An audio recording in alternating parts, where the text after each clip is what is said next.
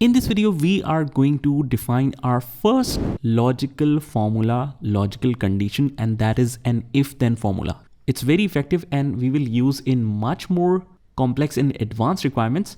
But just for the sake of this example, in order to make this very simple for you, we just apply this on a student mark sheet.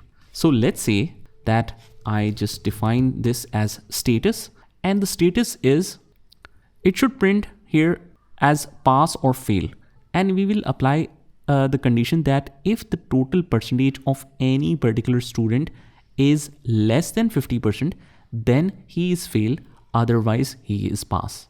So the formula is as simple as this sentence that I just spoke.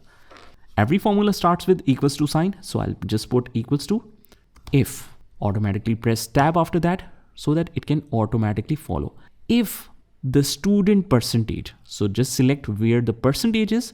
If this cell or the student percentage in this cell is less than, put a less than sign, it's like this, less than 50%. Since it is defined in the percentage, we have to write percentage here. So if the student percentage is less than 50%, then instead of then, I'll put a comma. So comma means then. What should be the answer? Then the answer should be fail.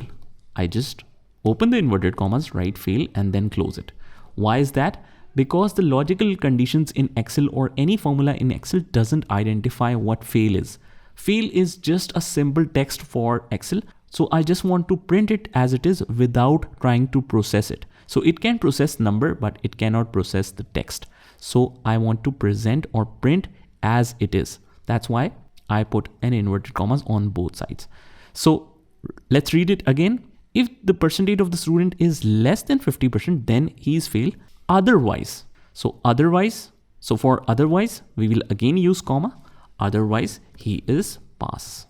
Inverted commas close, and we can close the bracket at the end, or otherwise the Excel will close this for you. So this is a simple sentence converted to a formula that if the percentage of the student is less than 50%, then he is fail, otherwise he is pass.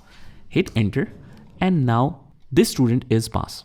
But when we scroll down or double click to send it down, it will automatically apply it in all the cells. And as you can notice, if it is below 50%, it automatically changes it to fail, and a couple of students are fail here.